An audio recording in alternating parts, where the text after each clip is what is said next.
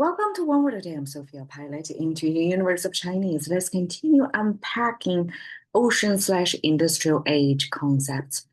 And today we're talking about not such a highbrow as literature or aesthetics recently, but something that we came across very often, 背景. Okay, you may notice this almost sounds like Beijing.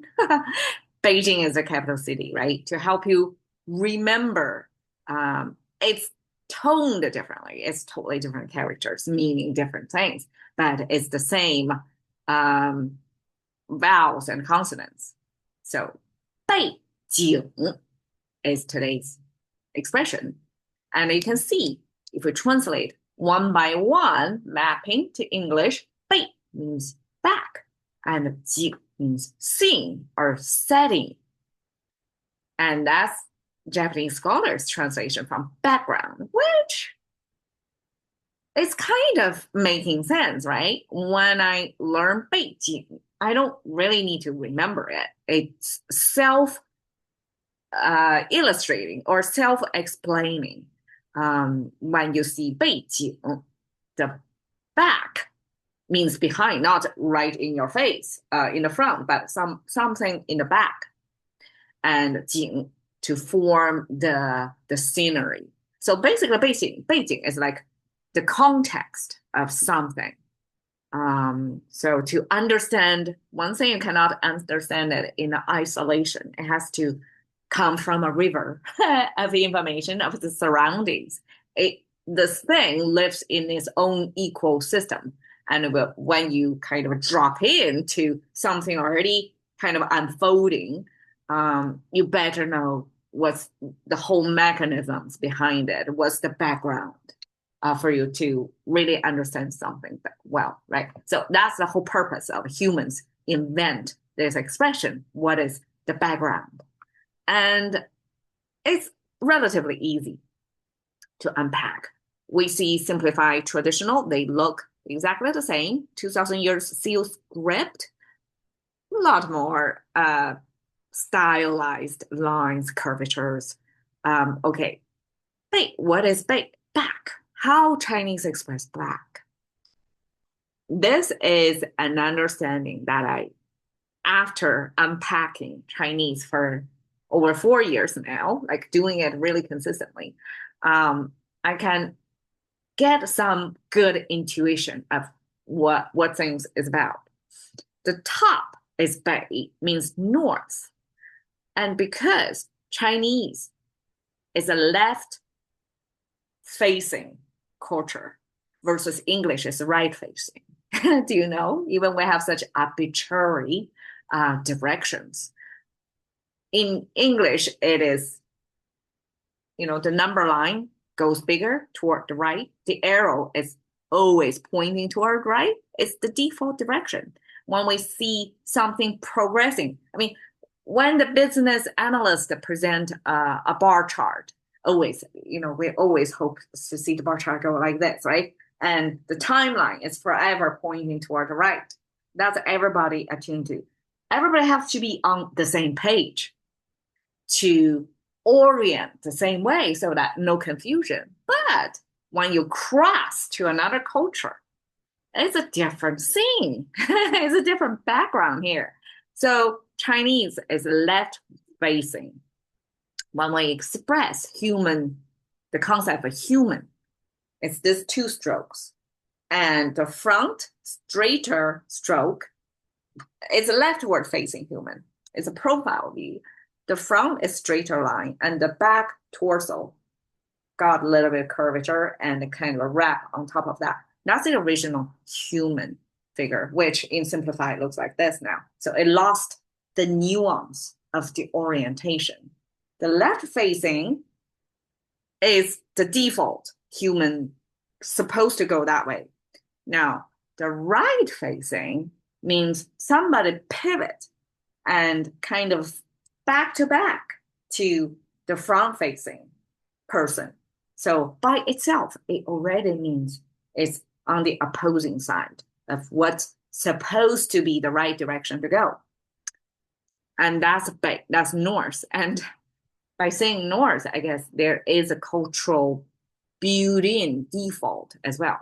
Now, Chinese, the housing is supposed to face the south. So south as the default direction.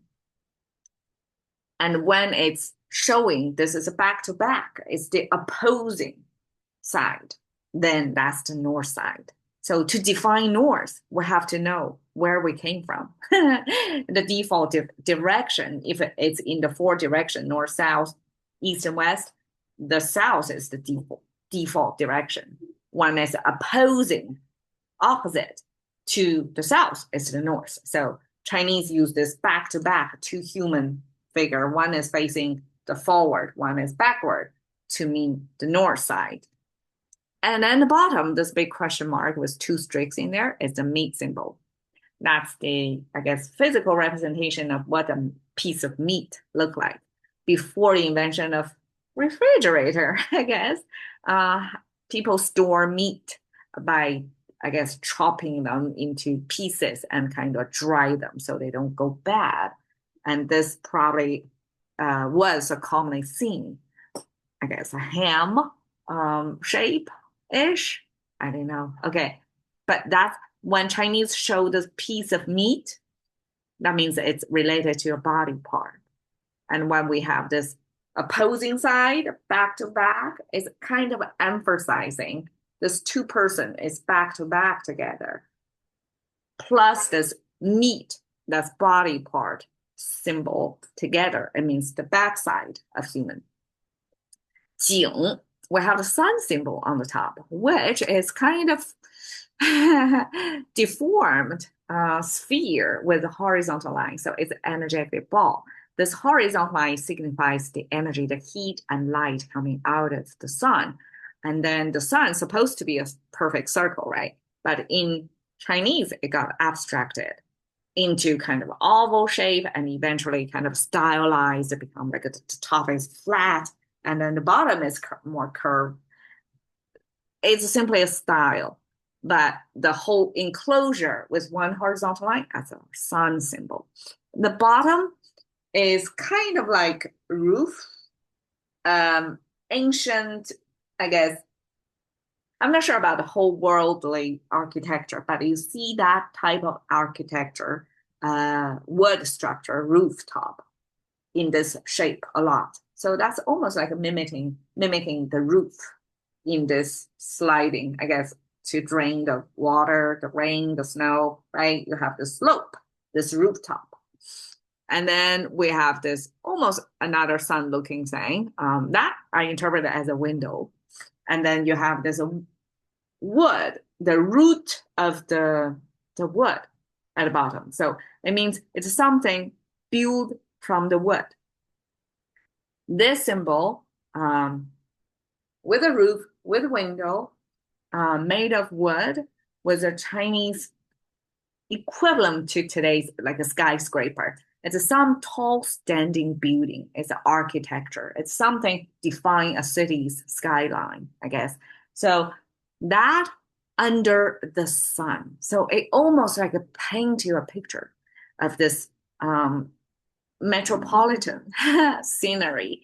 Things are under the sun with a background, with architecture. You can see stories unfold in front of this background. So by itself, it's already a background. It's a Chinese way to say the scenery. Things are visible with a spatial, I guess, a world building, right? So however architectures of that local culture build it, it shows the architecture under the sun. And so you have the back and you have the scene, and this is the background. And I guess if we view the whole picture here, the bike is the focal point. The whole red color wall plus this signature door would form the background for the bike. All right, thank you for your time. See you another day.